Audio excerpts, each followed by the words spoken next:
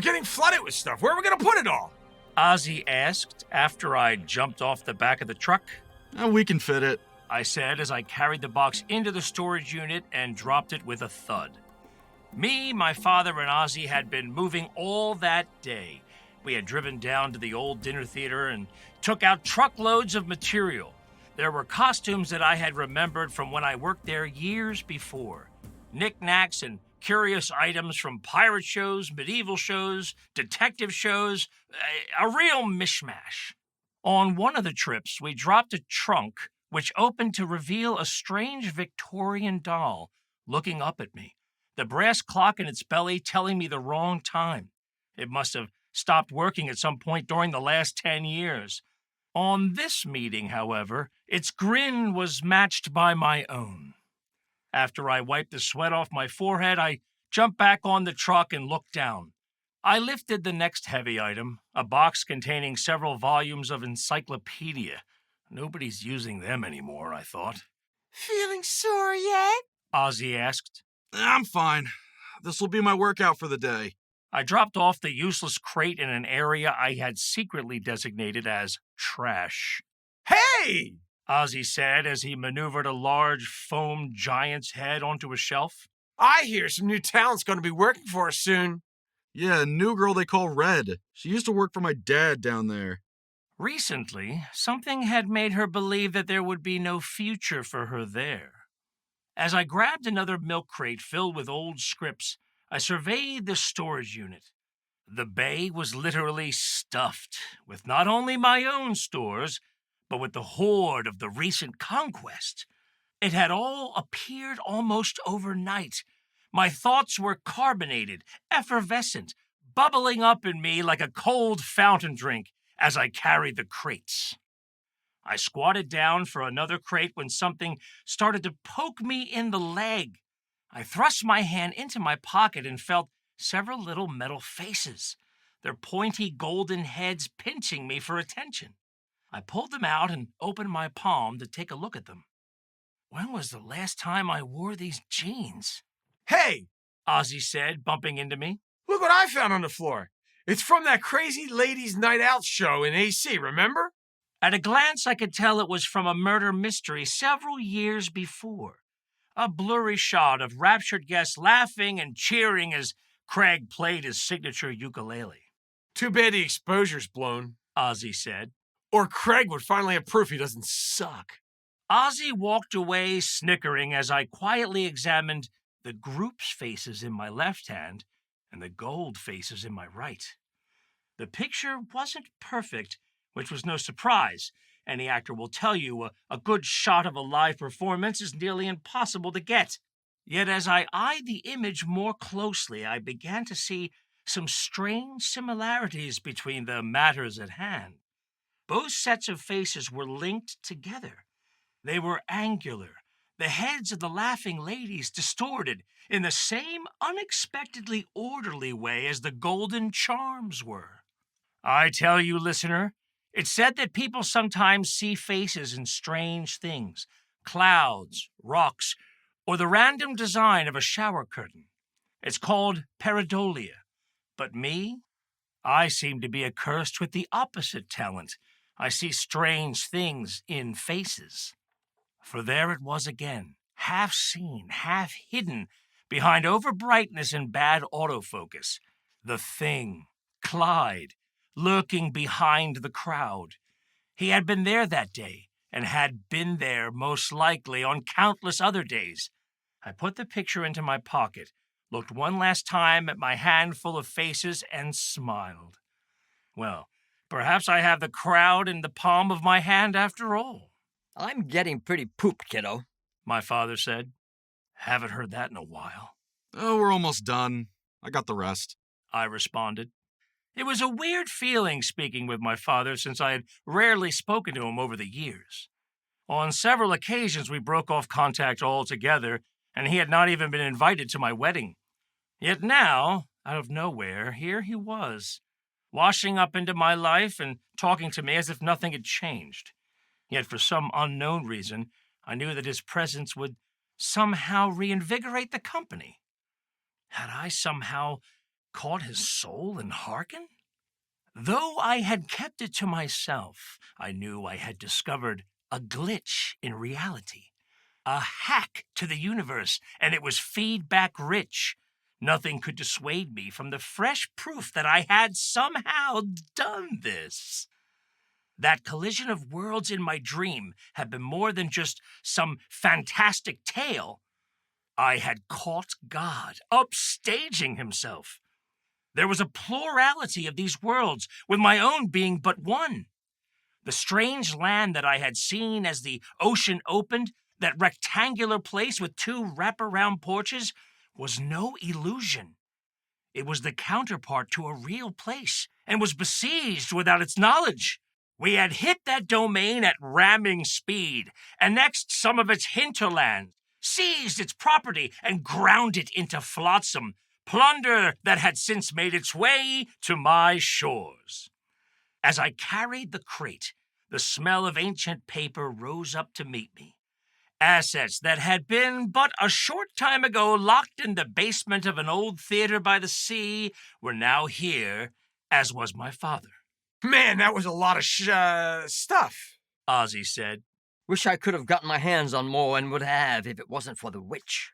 Witch? It was still surreal to hear him speak that way about her. Now that he was getting a divorce, confident of a victory over the woman, he felt easy saying such things. This had not been the case before. He wouldn't have dared utter a smear in the past. In fact, he had always taken her side in any debate, even against his own children. This was part of my grievous disdain against him, the source of our frequent feuds. But now he showed a burning, passionate hate for her that was only part real and part theater. I pulled the rolling door down on the storage unit and flipped the latch closed. My father, still smoking, walked down toward the gate to put in the exit code. I locked up the storage unit, vouchsafing the additions to my realm and the new spoils, when the phone started to ring on the dashboard. The Riddlesbrood Touring Theatre Company. How can I help you? Thankfully, Ozzy had answered it. Do we have a Christmas show? We sure as hell do, buddy. I cringed. I could only hope his sheer exuberance would keep them from hanging up. He talked for a few moments as I searched for more boxes. The passage of time indicated that it was at least not a telemarketer. Yeah, sure, we can do that. Curiosity finally got the better of me. I stopped in an effort to overhear the conversation as best as I could. Ozzy started gesturing with his hand for a pen, so I started desperately digging through the trash on the floor of the truck to find one. Prices? Sure, we'll work with you. Oh yeah, we do deals. How much money you got? My father shot me a look of panic as I rubbed the side of my head and widened my eyes. How many people? I said to him in a whisper. Ask them how many people. 30? Yeah, right. Listen, how many people are you going to have? Okay, it seats 1,000? Sure, yeah, easy peasy. My jaw dropped. This was no ordinary private party. It was one of those golden calls, those momentous convergences that could change the fate of young nations, fledgling religions, and yes, theater companies. I began to wrestle the phone away from Ozzy, with a stare indicated that he would surely die if he did not give it up. Yes, sir. Sure. Well, let me hand you over to our sales manager. Hello, sir. Thank you for calling. How can I help you? My father and Ozzy paced around while I spoke for 15 minutes or so. When I hung up the phone, my voice must have beamed with excitement. Well? That was a New York entertainment agent. They want to hire us to do a weekend in Central Jersey.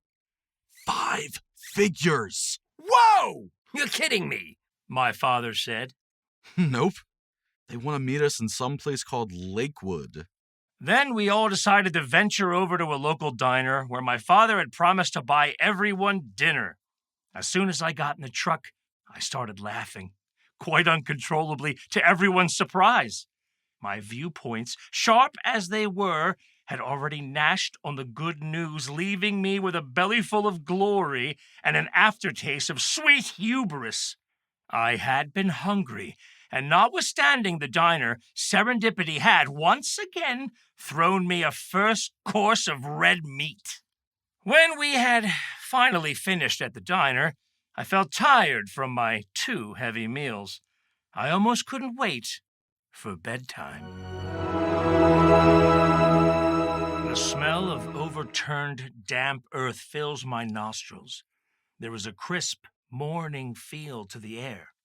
I find that I am facing the mountain again, with its golden wires of light running from its summit down to the tips of the leafy branches of the forest's edge.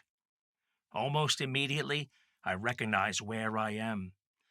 It's the border region, where low rolling hills become woodlands as the ray's heat diminishes. I turn my head away and can hear the murmur of chopping wood in the distance. 2 men manipulate a crude wooden plow in a field nearby. By the multiple furrows in the ground, I surmise that they have been plowing for some time.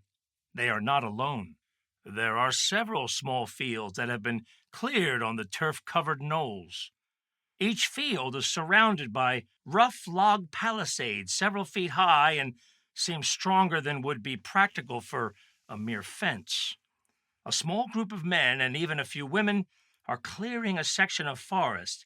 Some are carrying rocks and placing them in curious piles toward the center of each field, perhaps clearing them from the soil to ease the farming. Yet some of the larger stones are simply being plowed around and left in place. As I continue to watch them, I grow increasingly curious because all of the interactions and movements appear slow and sleepy. A few tables are scattered about, their surfaces covered with fowl that some women are defeathering as if in slow motion. Either my previous dreams had taken me only to the wilderness of this world, or the population had increased greatly on Harkin. How much time has passed? I try to count, but give up after about 40. As I tally, I notice the conspicuous lack of children. In addition, the people's clothing is gray and ragged, with the exception of a few masked characters, who are costumed similarly to the wandering friends I had seen before. They move on tall stilts of some kind, making their height impressive, perhaps even intimidating. They also carry long polearm weapons, none shorter than 10 feet, I estimate, which are topped with 3 curved blades. Though they seem to be relaxed as they direct the others, there is a prison guard-like quality about them that troubles me. Hey, focus on the runes. Fairgain says as she lays several of them out on the blanket. What do they say? Sorry. I am sitting with the troopers again. I cannot remember exactly how I arrived there. I look down to examine the faces more closely. After several previous lessons, I realize that I am slowly growing better at reading the bizarre orthography. The writing composed only of rows of Galbrin, the small golden charms set in lines. Struggling to remember what she had shown me last time, I speak. Azaka. I pronounce. It says danger, or maybe beware? She smiles. Yes! Basically, it says many dangers. You are improving. In truth, you take this well. It is almost as if you knew our language as a child. Aurel sits behind Fairgain, with a small paintbrush in her hand, dabbing and touching up the small bird-like patterns on my teacher's coat. She barely seems to notice the artisan's efforts and, instead, lays out a fresh row of faces. Jogar makes his way over to us, skipping with his back bent and fists nearly dragging on the ground. Maybe we should take him to see the old ones, he grunts. Perhaps, but why do you keep disappearing? Fairgain asks, looking at me. Stay still. Or else growls, her free hand grabbing her shoulder. I'm nearly done. Sorry. Unsure how to answer Fairgain's question, I am relieved by the interruption. I get up and scratch my leg as if distracted. Before she can ask again, Torian emerges from the wood and greets the group with a soft clap, a greeting I had noticed before among them. Look, the mountain dims, and hard weather blows in from the scrim, He says, removing his mask as he draws near. It does seem to be wetter than I last remember it. I mention. The streams over there did not even exist last we passed. In that same time, small brooks have become torrents. High waters have come to a hamlet scrimwards of here. More recently, sinkholes have appeared by the three lakes, swallowing drowsies and cottages alike. Now, we cannot even pull our wagons across it, for it is too deep. Is this from the collision? When I steered Harkin? She looks at me strangely. The hag in the woods has been seen more frequently. Jogar says. Have you seen such a one? I shake my head in the negative. Ah! These language lessons are finished. Torian proclaims as he buckles on his sword. What will you do about the waters? We will build a raft, Hadrith I Aseti, and float our way across. What does Hardrith I Aseti mean? Saving some new vocabulary for me? It is the next cycle of the breath. Torian says curtly, as if the short explanation should be enough. But Fairgain, seeming to sense my bewilderment, went on to explain. When the water of sacred places lowers and then rises again, a new time begins. We call each of these a Hadrith. She adds, clearing up the matter for me. I recall having seen the hash marks in the small pools which often lay before those venerable standing stones. Apparently, they are also a sort of clock to them. And Haldrith I Ascendi is the next day, or Haldrith, meaning tomorrow? I understand it. I say. I speak of many more things with Fairgain and the minstrel, purposefully steering the discourse towards more ancient times, to learn why they roam about and what it is they hunt for. Most of their answers are polite, yet evasive. I feel that Fairgain would tell me more were it not for Jogar and his steady eavesdropping. We must break camp soon. There's movement in the trees near the scrape. Torian says in his usual dispassionate manner.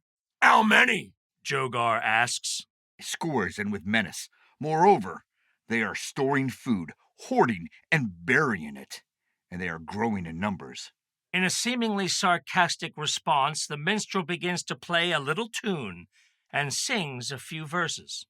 Deed, Shanga gedringa oten, Thrachi wistranchun et door, Aya harkin, Thralsplu unniken dranchun, Ot lai renug dranchun, Shanga undit drashun at stai malprun gatgadigas. So, what did I sing, Ardiel? He asks with a smile. Read. Something about opening a door. I need more work, I suppose, but... I ponder for a moment about the best manner to ask my question. The mountain, Carthagist. Why do you call it that? It means holy blanket. Torian answers, devoid of emotion. Holy blanket? I don't get it. I ask as Fairgain looks at me with a stern respectfulness. I suppose it might be confusing to a stranger. Its meaning is a long story. She says. There is no time for long stories now. The mountain is dimming, and the Grogrun will be hunting. Depend upon it. Torian says. Is the age coming to another shrink? Fairgain asks with a slight tremor in her voice. Torian grabs a bag from nearby and begins carrying it toward the wagon. The minstrel leans over to me and gives Fairgain a sharp glance before quietly muttering. It is a long story, but also a curious one. The land has grown so large of late, I cannot believe the watery chaos is hungry for earth again. Both I and the girl draw closer. You wish to hear it quickly? Werdreg asks. I nod. The minstrel's face assumes a wistful smile, and his eyes seem to look off into the distance. When I first washed up on the shores of Harkin, it was a far gloomier place. the land of shadows, brown rains, and doldrums. It was the beginning of the present age. The realm was small, the seas large, and the 3 rivers of the scrape were but baby's tears. I came ashore, naked, as do all wash-ups. Then from out of the mists, I was attacked by the Grogrum. The creatures in the trees? The very same. I was able to escape them with bravery, stout-heartedness, and great cunning on my part. At this, Fairgain gives him a glance of displeasure. And by running into the keep and barring the gate tightly. Now, the castle at the time was close to the gravel shores. The beltwood had yet to exist, and even the leafy vines of the jeering clasped not to the high white stones of the mountain. Oh, it was a mathless place. Where were you before you washed up? The same as most. I was drifting in the scrim, rusty ocean as far as sight could reach. I was barely able to breathe over its murky fumes when the faint glow of the mountain guided me here. I cannot remember much of what happened before I made landfall. None of us ever do. But what little I recall, I shall never speak of. Unless doing so would be humorous. I am, after all, a fool for a timely jest. Carry on. Fairgain says, shoving his shoulder. Patience, patience, darling. I will say that I had this instrument, this and a handful of earth in my hand. Unlike most slept wells, I beat myself wide awake. Although I did not know why at the time, I kept them with me. Once safely inside the old battered keep, I first encountered the Ega. They befriended me, and as time wore on, I mixed my Ikari now with the land. Nal Atlai Wendeski! Shenga Irunga! Jogar says from a distance. All repeat it. I surmise that they had said something akin to dirt before the root, but I'm not sure. Aga? Old ones? I ask. Correct.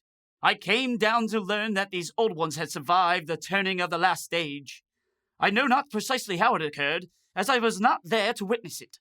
But the Aga had come down from the keep, pale-skinned and ancient from 10,000 years without light. The mountain's glare was but a flicker then. You had to watch where you stepped. How many others were there? Few. Very few in those times. A man or woman would occasionally climb up the rocky cliffs, but most swam their way up the scrape, where the scrim water breaks through the rock and calmly flows inland. These intruders would often hide as soon as they could. Their intentions, I was to learn, were rarely as pure as my own. That is when the right chain began. The Aga gave us these weapons, he says, pointing to Fairgain's barbed metal flail. Forged during the first age, so that we might defend the island. A few have since left, and some others. What happened? They died? I ask. The minstrel looks over at some of the others who are saying nothing. Yes, many fell. He says as Torian flashes a stern eye towards him. Perhaps you should finish about the mountain, says Fairgain. Ah, of course. Well, an occasion arose when I asked 2 old ones what the mountain was and why it seemed to slowly glow brighter. The Aga by the names of Mopler and Faradox told me that deep in the heart of the mountain lived a child. He declared the mountain was not truly a mountain at all, but a blanket, a great mantle pulled over the little whelp. He says, drawing his coat collar up over his head for emphasis. I remember. I smiled when they told me this, and Mopler let out a little laugh as well. No, it was indeed a great deep laughter. The light, he insisted, that shone from the top of the mountain was really the fire from the child's torch. A torch the young one held under the blanket to read by. That is why the mountain is named the Holy Blanket, Kothagast. Do you believe that? I've never bothered to dig down and check, and so, I won't discount that which I am too lazy to look for. The peak is the source of everything here. Of course. I say with a groan. You also said he was reading something, the child, that is. What was it? Ah, a good question. According to legend, the tyke is said to have read from Aja thrastleit ga thrun! Werdreg says, his eyes widening. The script of the universe. Yes, well done! The Old Ones also insisted that Haken has had many ages, and that all the ages began when the child awakens the mountain. The summit gleams brightly when the child stirs, and reversely dims when he slumbers. If the island was so small, then how did it become larger? Well, the Old Ones seemed unsure of this. Haken grows by accretion. This is clear. But the child in the mountain reads diligently from the story, rapt at attention. Yet, like all children, they may get distracted and put the tale down a while. That is what the Ega before me said, and so I say it to you now. Can I speak to one of these Ega? Old ones? I ask. My immediate answer is several poorly suppressed and disapproving groans. They are deep, stranger.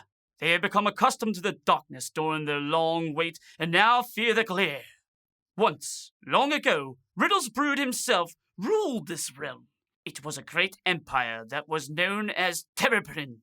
But a pittance is known of the First Age, or even if it was the First Age. The land was destroyed by quakes and scrim storms. Only the top of the mountain and the keep survived. A few Ega remained to dutifully sustain and watch in the crumbling castle, willingly accepting their fate and waiting for death. All it seemed was falling forever to darkness. But the light did come back, and the child awoke? True, it is. Riddlesbrood still walked the surface then. He leaned towards me and Fairgain in order to avoid Torian's notice. I was told, in but a reverent whisper, that once, as the waves crashed against the walls on the brittle parapets, a Scrimlander swam near in such a storm, and the mountain instantly burst into wakefulness, he says, raising his arms above his head. Thus the new age, this age, was born! It was as if Haken was saved at the last by this final and mysterious castaway. Riddlesbrood knew it, and threw him a powerful gift, his very own silvery staff. In the long span of time since, it has never been seen. It is for this reason we offer all Scrimlanders a span of safety before the reckoning. Werdreg says as I sit frozen, incapable of uttering a word. Torian stabs the ground with his sword in front of me and leaves it to shake in place. Enough storytelling! Most of us have work to do, he says. Ardiel, if that's who you really are, know that this world was born of darkness, grew from darkness, and is accustomed to it. While here, you would be wise to watch your step. The small group grows serious and rises from the ground, or else places her brushes into a small case on her belt. I suppose it's good enough. Hold on a second. Riddlesbrood walked here, you said? Where is he now? Few but the old ones had ever seen him. It is whispered that when this age began long ago, he was the first to go below, pick in hand, deep underground. Though I feel I know the answer already, I ask, why? To see if it was true. The minstrel bends in and whispers, To find the child under the mountain. I shiver slightly as he says this. Only such a quest would ensure, or so it is said, that this time the age would last, and Haken would never again dwindle down to a keep and a lonely mountain to avoid the shrink. The minstrel grabs a handful of dirt from the ground. To ensure that it would never return to only this. Suddenly, it begins to rain, the water coming down in corrosive amber sheets. Come now, we must go. Torian commands, after which strange rustling is heard in the woods nearby. Dwell with us, the minstrel utters, packing away his strange instrument as he speaks. There's something I must do, I reply. Fairgain, who had previously allowed her mask to remain open, begins to close it like one might shut a cabinet. Then she speaks to me from behind it. You come and go as you please. Surely you must know what is beyond the scrim. My birds, they know, but only speak the words of others. I have helped you so much in learning our ways. I beg you, tell me, where have I come from? I can't. I'm not exactly sure. I'll tell you more on my next visit. I promise. You should obey our laws now. She warns as she hands me a mask and leans close in an obvious effort to avoid being overheard. Jogar made it for you. She says. I examine the mask. A fusion of two faces melded into one, looking, or so it seemed, in two different directions at the same time. I look over to the hunchback, who is watching me with a wide grin. At my eye contact, he raises a clay cup and a mocking cheers to me. The reckoning is near. Fairgain says. I feel a million little eyes peering into you, observing, maneuvering behind you to quench the fire within with false winnings, for they hate all dreams. They are failures of fur whose back is crooked and whose little hands are forever bent to beg. They hate themselves for what they have become, therefore they must hate all. But why? They will devour, bite, and scratch anything dry. They may take many forms, but always come with company. What are these grogrong? They are... She stops talking as the sound of cracking twigs reaches us, moments before a horrid smell. I thought they were small. I say. Hearken is not all that grows here. They gesture to me to follow them, but I don't listen. Instead, I grab the lantern from Torian's grasp and walk out into the woods with a temerity that I am unaccustomed to. RDL, Torian says in a low voice. as I warned, be careful where you step. For Stratanoni. Fairgain calls out from behind me. When I know that I am alone again, I throw the mask on the ground and crush it under my foot. The material is made of something between pot metal and fired clay, and deforms and cracks easily under my heel. As I move through the trees and underbrush, I begin to hear far-off scratching sounds around me. In addition, I also detect a wheezing that seems to simultaneously emanate from several locations and from multiple sources. Are they the creatures I saw from the balcony? When I approach the trees and my lantern shines on them, I can see nothing but the broad side of the thick trunks that border my path. I continue to move, determined to peer over that promontory that skirts the island. I feel sure on this visit, understanding is destined to refine me further, to perhaps see how large my island has grown over the many months. As I move forward, I think to myself that all my dreams have been instructive in some way, and that I must carry on that learning and seek further instruction. Surely the events occurring here are fabricated for me, for my education. So pushing my way around can only bring rewards. I am confident that those wanderers I have befriended are bound to the rules of this place, while I am not. Yet I am trembling. Which way is it? The light coming off my lantern is not as bright as I would like.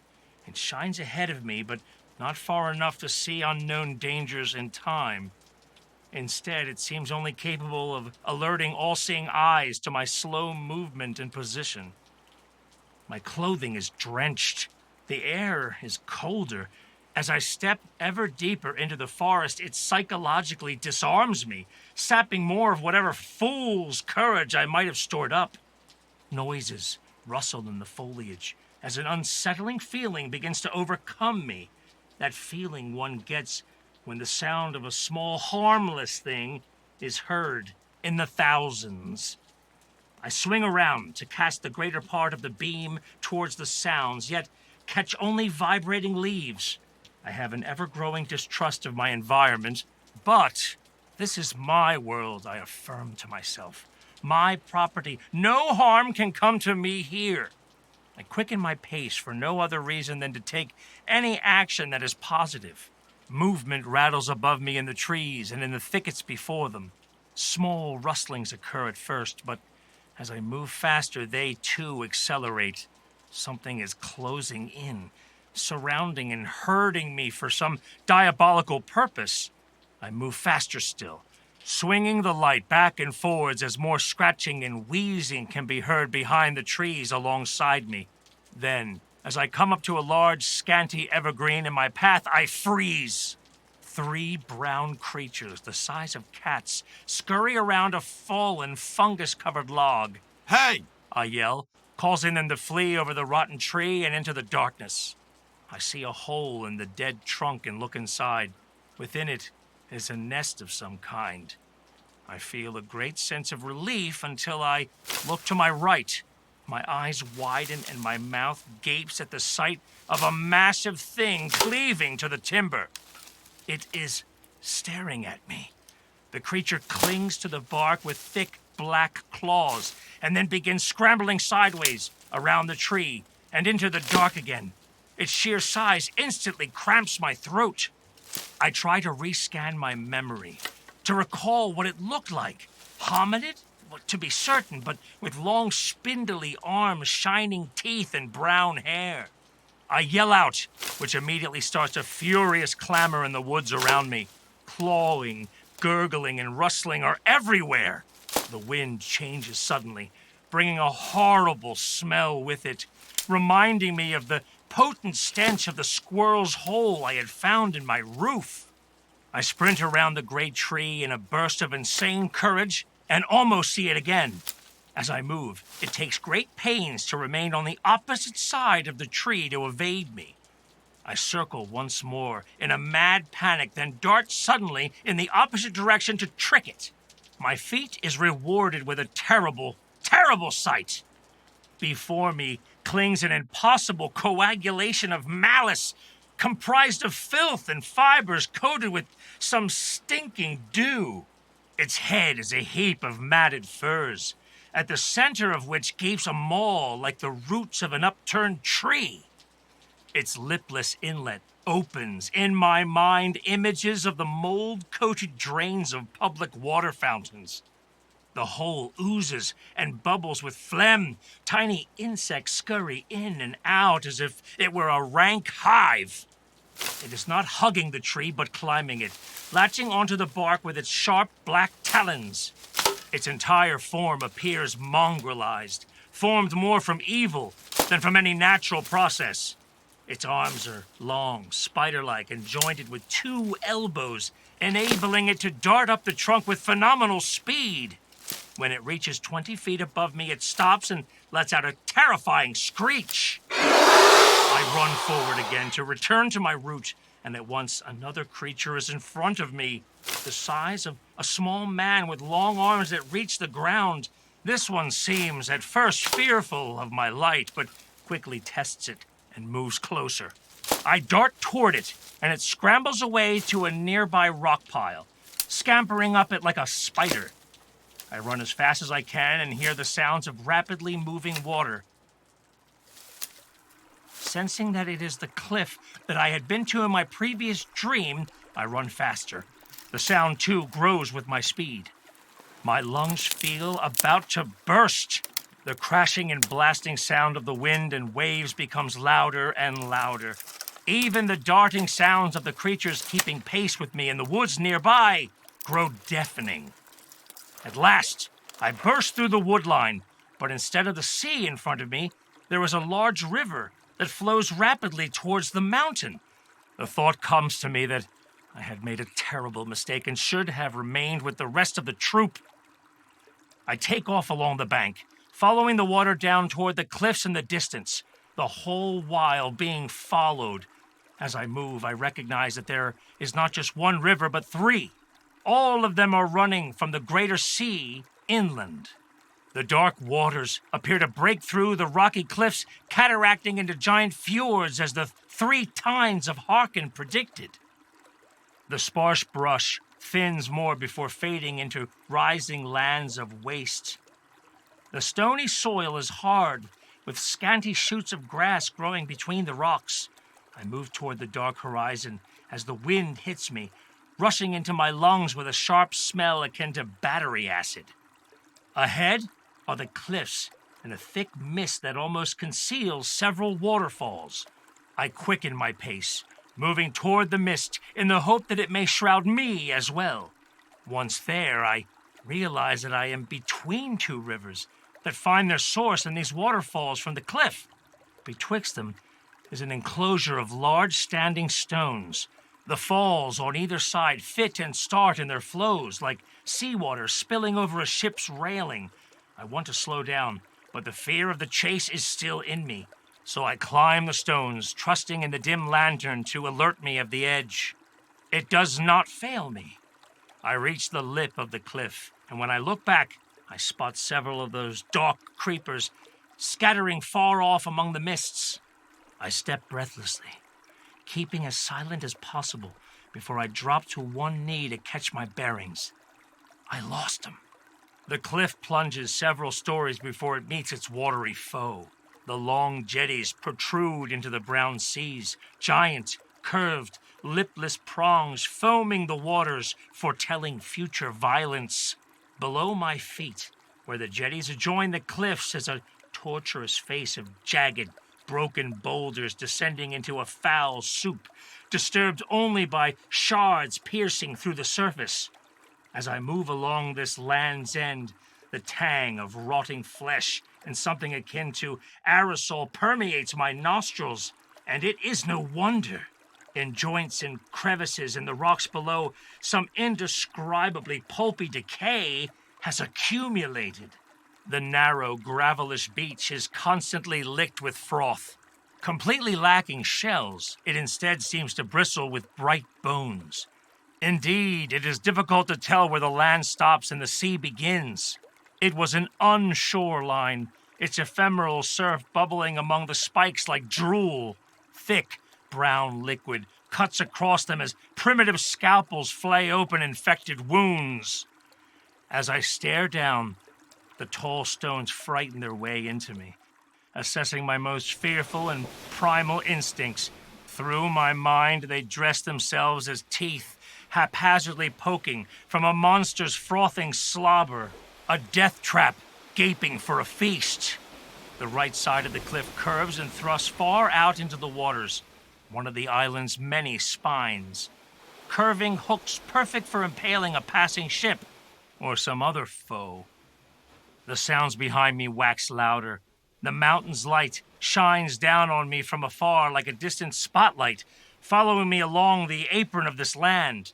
I glance back, and the lantern reveals some of them shambling along the riverbank, advancing. Resembling hecklers, they bark and squawk from behind the dim glare of the mountain. I turn around to look over the edge again, this time almost stumbling on the loose stones beneath me.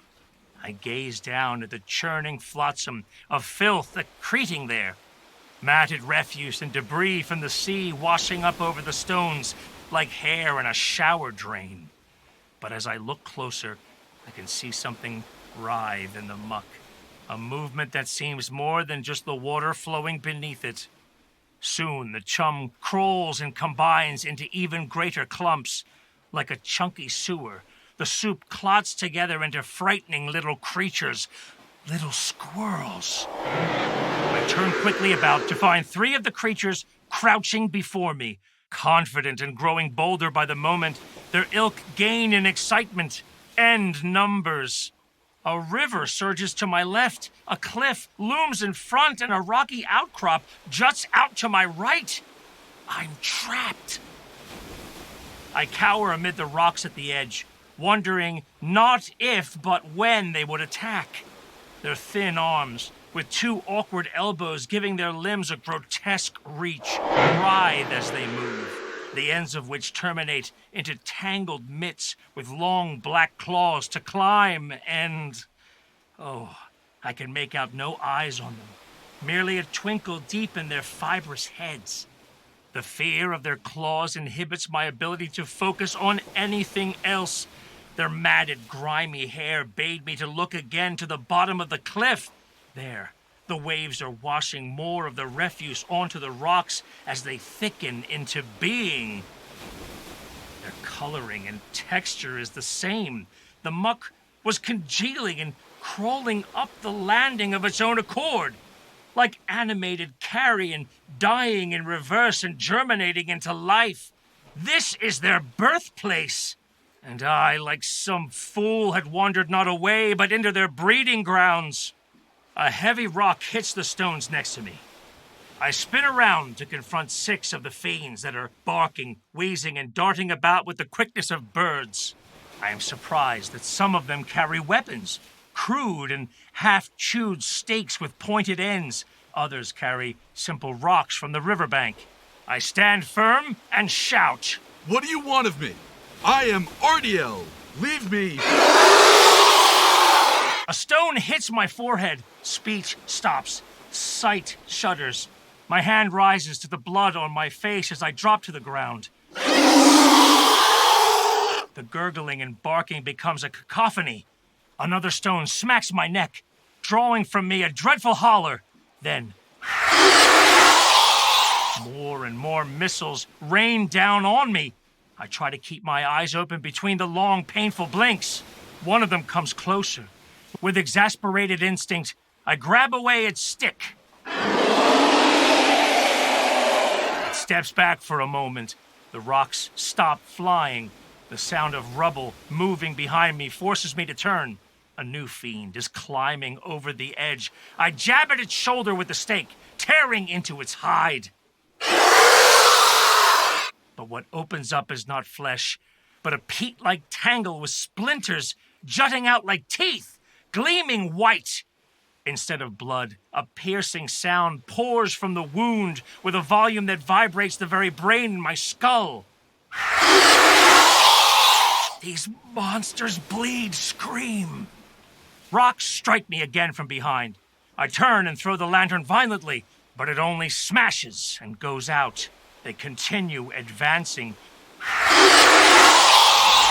Stones hurled from the darkness strike me from every angle. I stab again. And again. But it only opens their flesh, producing more screaming, splintering grins, new singers to the screeching chorus. I slip on the wet, rounded stones of the riverbank. They close in with an animistic chuckle that is almost human. Wake up! Wake up! The hail of stone forces me to my knees. I can only crouch and cover my face. I lose consciousness for a moment. Then, I'm awake! No! I am covered. They are feeding on me. Jagged teeth beslime with infection flash everywhere in the failing light. I feel the frenzied inflictions of pain coming from everywhere. Stabs, tears, mandibles are at every limb. I try to open my eyes, but see little through the filter of dark blood pooling into my sockets.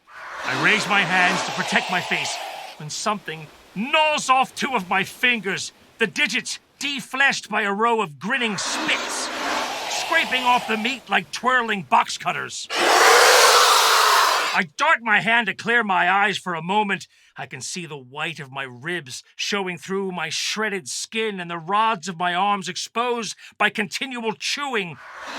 Pain flows through me like lightning. My legs. Teeth are ripping at them like a wood chipper. Monsters they are! Matching monkeys, they jump on me, screaming, flailing, grinding my organs. I vomit uncontrollably as I finally feel something wooden gouging into my eye, and then into the deep, soft beyond.